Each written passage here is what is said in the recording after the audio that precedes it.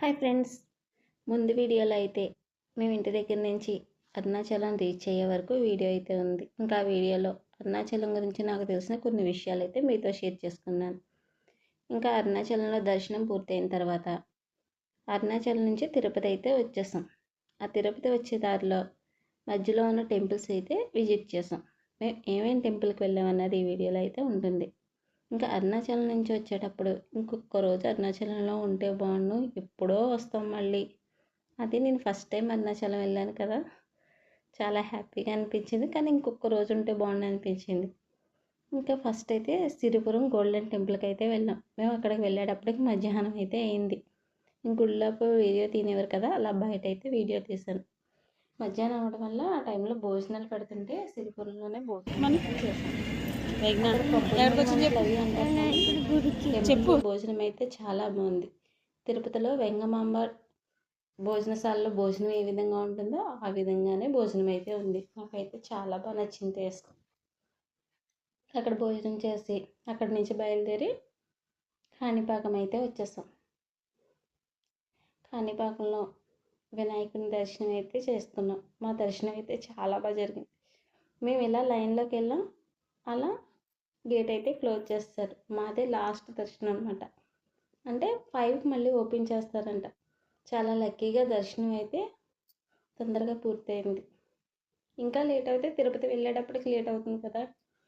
ఇంకా నేను ఇక్కడైతే అష్టోత్తరాలు సతనామాలు అన్నీ ఉంటాయి కదా, అలా దేవుడి బుక్ అయితే తీసుకున్నాను. ఇంకా రోజైతే ఎండ చాలా ఎక్కువగా ఉంది. ఇంకా పిల్లలు స్వీట్ కార్న్ కోసం ఏడుస్తుంటే వాళ్ళకైతే స్వీట్ కార్న్ కొనిచ్చి మేము నిమ్మ సోడా అయితే తీసుకున్నాం. ఇంకా షాపింగ్ అవి ఉన్న వైపు అయితే వెళ్ళలేదు, పిల్లల బొమ్మల కోసం మళ్ళీ ఏడుస్తారని. ఇంకా కాణిపాకంలో నేను ఇంతకుముందు వచ్చినప్పటికి ఇప్పటికి చాలా చేంజెస్ అయితే జరిగినాయి. అలాగే ఇంకా కన్స్ట్రక్షన్ అయితే జరుగుతుంది ఆ పక్కన. ఇంకా కాణిపాకం నుంచి బయలుదేరి మేము తిరుపతి అయితే వచ్చేసాం. ఇంకా వస్తూ వస్తూ దారిలో అయితే కొబ్బరి బొండాలు అయితే ఉన్నాయి. ఇంకా ఎండ తీవ్రతకి దాహం వేసేస్తుంటే కొబ్బరి బొండం తాగుదాం కదా అని ఆగాం. ఇంకా కొబ్బరి బొండం తీసుకున్నాక అందులో వాటర్ అయితే చాలా ఎక్కువ వచ్చినాయి. 1/2 లీటర్ పైనే వాటర్ అయితే ఉన్నాయి. ఇంకా అక్కడ కొబ్బరి బొండాలు తాగేసాక మేమైతే తిరుపతి అయితే బయలుదేరిపోయాం. ఈ జర్నీలో అయితే మా పిల్లలు చాలా బాగా ఎంజాయ్ చేస్తారు. కొద్దిసేపు నా దగ్గర, కొద్దిసేపు మధ్యలో అలా కారులో తిరుగుతూనే ఉన్నారు. ఇంకా ఫైనల్లీ తిరుపతి అయితే రీచ్ అయ్యాం. ఇది తిరుపతిలో ఉన్న zoo park. Last time Tirupati వెళ్ళినప్పుడు నేను పిల్లలు వెళ్ళలేదు, కానీ మా హస్బెండ్ అయితే ఈ జూ పార్క్కి వెళ్ళారు. మేమైతే అప్పుడు మంగాపట్నం దర్శనానికి అయితే వెళ్ళాం. ఇంకా ఫైనల్లీ తిరుపతి ఎంట్రన్స్ దగ్గరికి వచ్చాక చెకింగ్ చేస్తారు కదా కింద. ఇంకా అక్కడైతే కార్ దిగిపోయిన తర్వాత లగేజ్ అంతా తీసుకొని మేమైతే చెకింగ్ దగ్గరికి వెళ్ళిపోయాం. చెకింగ్ పూర్తి అయిపోయిన తర్వాత ఇంకా కార్ వచ్చే వరకు కొద్దిసేపు వెయిట్ చేస్తాం కదా, అప్పుడైతే అక్కడి నుంచి గోపురం అయితే కనిపిస్తుంది. ఇంకా గోపురాన్ని అయితే వీడియో తీసాం. నేను ఇలా తిరుపతి వచ్చినప్పుడల్లా ఇంకా చెకింగ్ అవుతుంది, చెకింగ్ అయ్యగానే ఎదురుకు వెళ్తే ఏ వెహికల్ వస్తుందో వెహికల్ ఎక్కేసి వెళ్ళిపోయేవాళ్ళు. నాకు తెలియదు ఇలా గోపురం ఉంటుంది. ఎన్నిసార్లు తిరుపతి వెళ్ళినా, కానీ ఫస్ట్ టైం ఇలా కింద నుంచి గోపురాన్ని ఫీల్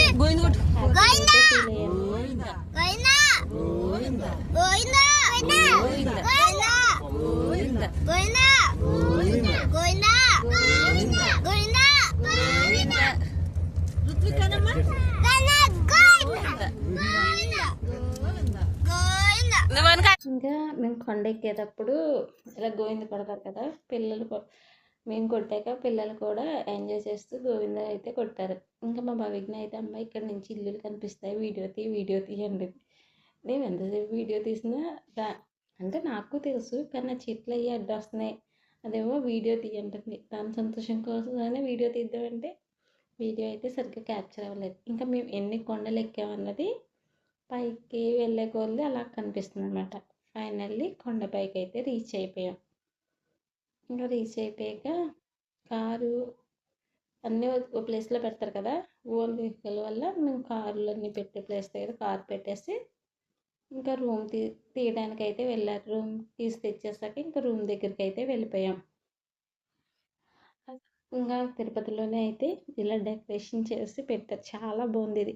నైట్ టైం కదా, ఇంకా అందరూ ఫొటోస్ అవి వీడియోస్ తీసుకుంటున్నారు. ఇంకా ఫ్రెష్ అయిపోయి వెంగమాంబలో భోజనం చేయడానికి అయితే వెళ్ళారు. ఇంకా నాకు ఆ రోజు వారం అవడం వల్ల పిల్లలు మేము అయితే బయట టిఫిన్స్ అయితే చేస్తాం. చేశాక ఇంకా వరాహస్వామి దర్శనానికి వెళ్దాం అనుకుంటే అప్పటికే పెద్ద క్యూ లైన్ ఉంది. ఇంకా చాలా క్యూ లైన్ ఉంది. రేపు మార్నింగ్ దర్శనం చేసుకోవచ్చు అని చెప్పి వచ్చేసాం. నిజంగా తిరుపతిలో వెంకటేశ్వర స్వామి దర్శనానికి ఎంత లైన్ అనిపిస్తుందో క్యూ లైన్లో, ఇంకా వరాహస్వామి దర్శనానికి కూడా మరుసటి రోజు అంతే లైన్ ఉంది.